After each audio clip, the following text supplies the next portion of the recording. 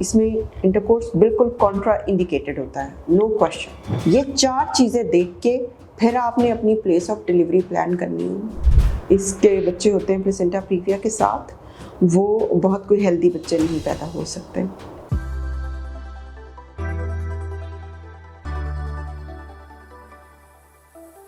अस्सलाम वालेकुम, मेरा नाम डॉक्टर तंजीला रहमान है और मैं कंसल्टेंट गायनेकोलॉजिस्ट हूँ और मैं गायनी के शोबा से पिछले 20 साल से मुंसलिक हूँ। वक्त के साथ साथ कुछ चीज़ें नोट की हैं मैंने कि बहुत बढ़ती चली जा रही हैं। जैसे आज से 20 साल पहले ऐसा नहीं था कि प्लेसेंटा प्रीविया या अवल का नीचे होना इतना कॉमन था कि आए दिन ऐसे मरीज़ मिल जाएं, लेकिन अब तो हमारी प्रैक्टिस का ये मामूल बन गया हुआ है कि एक दो पेशेंट हर आउटडोर में प्लेसेंटा प्रीविया या अवल के नीचे होने का होता है। सो मैं सोचा कि इसके बारे में एक सेशन करते हैं ताकि लोगों को अंदाज़ा हो कि ये प्रॉब्लम किस किस्म का है और इसमें उन्होंने करना क्या है और क्या प्रिकॉशंस ले सकते हैं, क्या उनकी कॉम्प्लिकेशंस हो सकती हैं। मेरी वीडियो को आपने शेयर ज़रूर करना है। शेयर इस पॉइंट ऑफ व्यू से कीजिए कि ये पब्लिक अवेयरनेस के लिए है, ठीक है, क्योंकि हमारे मुल्क में कोई पब्लिक अवेयरनेस का या हेल्थ एजुकेशन का कोई अदारा नहीं है और लोगों को चीज़ों के बारे में नहीं पता होता है। अच्छा जी, अवल का नीचे होना क्या होता है? अवल का नीचे होना होता है कि जो बच्चेदानी का मुंह होता है उसके ऊपर अवल आ जाए तो, और बच्चा ऊपर है, और इसके इफेक्ट्स क्या होते हैं और क्या नहीं। देखिए, अवल जो है, जो प्लेसेंटा प्रीविया है, इसके 3 ग्रेड हैं। जो प्लेसेंटा प्रीविया है वो 2 टाइप का है, यानी माइनर डिग्री का प्लेसेंटा प्रीविया और मेजर डिग्री का प्लेसेंटा प्रीविया। लाइक अगर बच्चेदानी के मुंह तक पहुंच रही है अवल तो ये माइनर डिग्री का है, और जो मेजर डिग्री है वो ये है कि बच्चेदानी के मुंह को उसने टोटली कवर कर लिया होगा। अब इसमें ये अल्ट्रासाउंड के ऊपर काफ़ी लोगों को अर्ली प्रेगनेंसी में डॉक्टर बता देते हैं कि आपका प्लेसेंटा लो लाइंग है, यानी नीचे। तो आपको इस बारे में बताऊं कि ये आहिस्ता आहिस्ता ऊपर चला जाता है। जो लो लाइंग होता है सिर्फ वो प्लेसेंटा प्रीविया नहीं होता, उसके बारे में पैनिक होने की ज़रूरत नहीं है।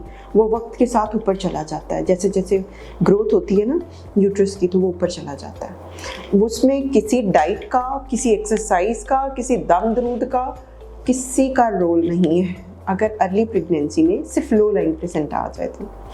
हाँ, जो वाकई ही प्लेसेंटा प्रीविया होता है, जो जिसका अवल का मुंह नीचे तक, अवल नीचे तक आई हुई होती है, तो उसके रिस्क काफ़ी सीरियस होते हैं, ठीक है। इसमें स्टार्ट ऑफ द प्रेगनेंसी में हो सकता है आपको कोई ब्लीडिंग के एपिसोड्स भी आए, ठीक है, लेकिन आपको बेड रेस्ट और उसके ऊपर करके तो कंजर्वेटिवली मैनेज किया जाता है। ऐसे पेशेंट्स को हम ये कहते हैं कि आपने कंप्लीट बेड रेस्ट करना है। वो पेशेंट जिनको ब्लीडिंग हो रही है रिपीटेडली और उनका प्लेसेंटा प्रीविया, वो बिल्कुल बेड रेस्ट उनको एडवाइस हो जाता है, बिकॉज एक्टिविटी के साथ उनकी ब्लीडिंग ज़्यादा हो जाएगी। उनको हम एडवाइस करते हैं कि उनको कॉन्स्टिपेशन और या कब्ज़ नहीं होनी चाहिए। सो अगर रह रही है तो वो उसका अपने डॉक्टर को बता के ट्रीटमेंट लें। जो इज़्दिवाजी ताल्लुक़ है, मियाँ बीवी का ताल्लुक़ है, वो भी या इंटरकोर्स हम कम्प्लीटली मना कर देते हैं। इसमें इंटरकोर्स बिल्कुल कॉन्ट्रा इंडिकेटेड होता है, नो क्वेश्चन, ठीक। और इसके साथ कुछ पोजीशंस हैं जो आप नहीं कर सकते हैं, जैसे स्क्वेटिंग पोजीशन होती है ना, ज़मीन पे बैठ के जो पोछा लगाती हैं ख़वातीन, वो पोजीशन आप नहीं बना सकते हैं। वॉशरूम जाने के लिए भी आपको कमोड की ज़रूरत होती है। और इसमें हम पेशेंट्स को ये कहते हैं कि इन केस आपको ब्लीडिंग हो, इवन स्पॉटिंग, तो आपने इमीडिएटली अपने डॉक्टर को रिपोर्ट करना है। अब यहाँ पर सवाल उठता है कि डॉक्टर कौन सा सेलेक्ट किया जाए। ये क्योंकि सीरियस सबस्टैटिकल इमरजेंसी बन जाता है ये पेशेंट, इसको रिस्क होते हैं कि इसको इतना हेमरेज मीन ब्लीडिंग इतनी हो सकती है कि माँ की जान को ख़तरा होता है, ठीक है।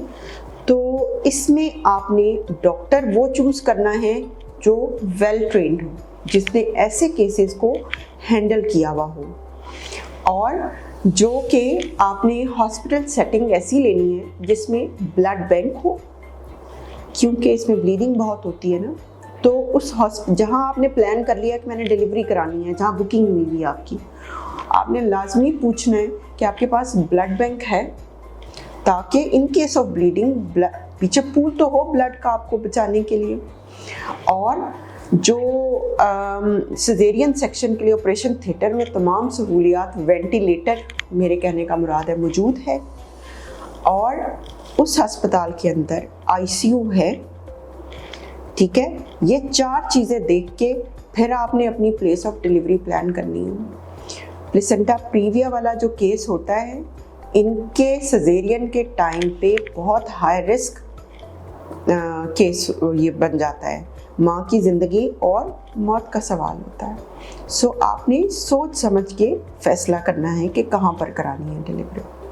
ठीक है, जब आपका 9 महीने कंप्लीट हो जाएंगे तो फिर आपको डॉक्टर जब सिजेरियन के लिए बुलाते हैं प्लेसेंटा प्रीविया वालों को, तो वो आपको एडवाइस करते हैं कि हमें 4 से 6 खून की बोतलें मौजूद रखनी पड़ेंगी सिजेरियन के टाइम पर, क्योंकि जैसे ही बच्चा डिलीवर होता है तो क्योंकि आवल नीचे होती है, आवल वहाँ पर बच्चेदानी इस तरह सुकड़ती नहीं है और वो वहाँ पर बहुत मैसिव ब्लीडिंग शुरू हो जाती है। जिनके पहले सिजेरियन सेक्शन हुए होते हैं, आवल अंदर तक जुड़ी हुई हो सकती है, बल्कि बच्चेदानी से बाहर निकल के बाहर के अज़ा को, जैसे कि मसाने को भी जुड़ सकती है।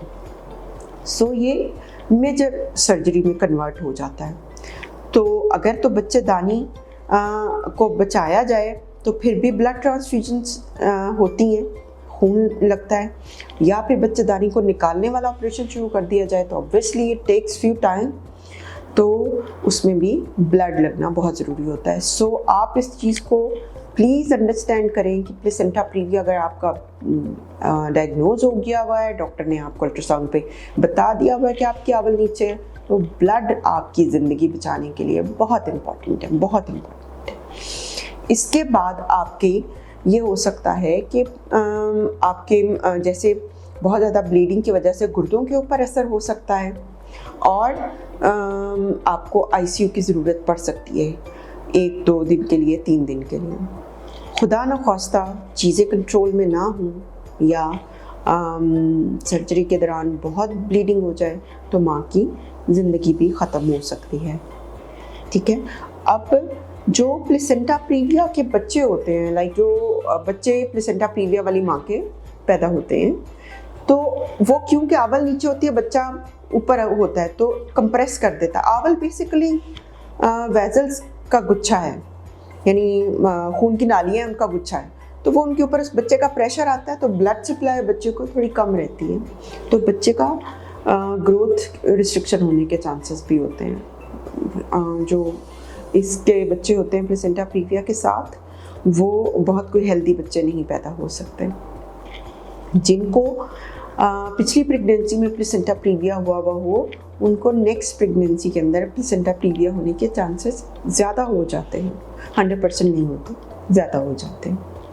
मज़ीद इन्फॉर्मेटिव वीडियोस के लिए मेरा यूट्यूब चैनल विज़िट करें, इसे लाइक करें, सब्सक्राइब करें और शेयर करना मत भूलिए। आपको किसी भी किस्म के कोई क्वेरी है या आप चाहते हैं कि मैं किसी और टॉपिक के बारे में इस वीडियोस बनाऊं, तो प्लीज़ आप कमेंट में मेंशन कर दें, हम इंशाल्लाह उस टॉपिक को भी ज़रूर टच करेंगे। Thank you.